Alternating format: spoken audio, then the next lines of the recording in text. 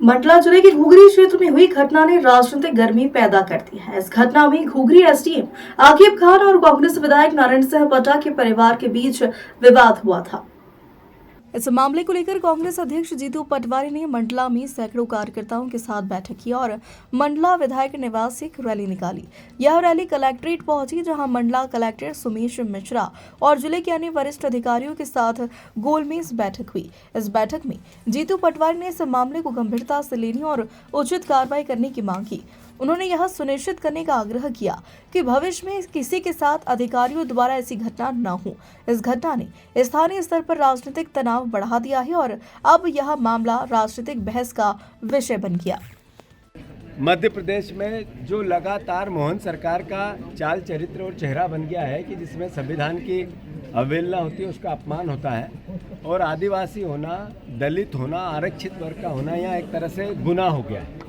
सबसे ज़्यादा बहनों का बलात्कार यहाँ होता है, सबसे ज़्यादा बहनें गायब आदिवासी अंचल से होती है, सबसे ज़्यादा अपराध आदिवासियों पर, आरक्षित दलितों पे होते हैं। उसका एक चेहरा ऐसा जो हमारे विधायक जी के घर में घुसकर प्रशासन ने जो एक तरह से हठधर्मिता की, ये एक तरह से इसके चेहरे को बताता है, इस सरकार के चेहरे को बताता है। मैं मानता हूँ कि हमने प्रशासन से जो प्रशासन का सम्मान होता है वैसे बात है। लोकतंत्र के हम एक सकारात्मक विपक्ष हैं और सकारात्मक विपक्ष होने के नाते हमने डीएम से ईमानदारी से ये कहा कि गलती हुई, उनने स्वीकार किया हुई।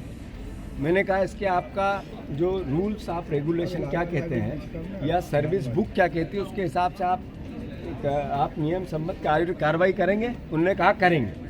उन्होंने कहा कब करेंगे, तो उन्होंने कहा आईएएस है, तो हमने कमिश्नर को प्रपोजल भेजा है। उन्होंने कहा 24 घंटे में हम निर्णय लेके आपको बताएंगे। मैं मानता हूँ कि मैसेज है एक अधिकारी के लिए कि जो विधायक का प्रोटोकॉल होता है वो चीफ सेक्रेटरी का, अगर उसके घर में इस तरीके का हमला करेगा कोई अधिकारी कर्मचारी करेगा तो ये किस पे हमला है? उस क्षेत्र की जनता पे, ये लोकतंत्र पे।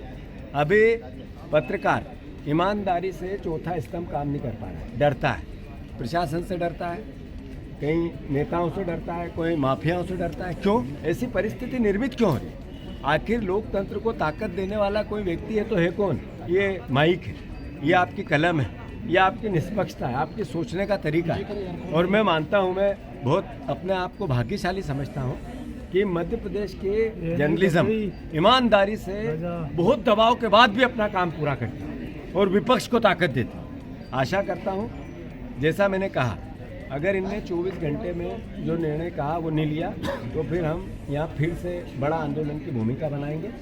आदरणीय उकार मरकाम जी, आदरणीय हमारे पूर्व विधायक सारे ना, पूरे हमारे जिला कांग्रेस, सारे वरिष्ठ जन, पूरी कांग्रेस पार्टी, सारा विधायक दल, अगर इस मुद्दे पर प्रशासन ने काम नहीं किया सही तरीके से तो विधानसभा में जब तक नहीं चलने देंगे जब तक इस पर कार्रवाई नहीं। दूसरी बात, ये नारायण जी पट्टा तो एमएलए है, इनका सवाल नहीं है।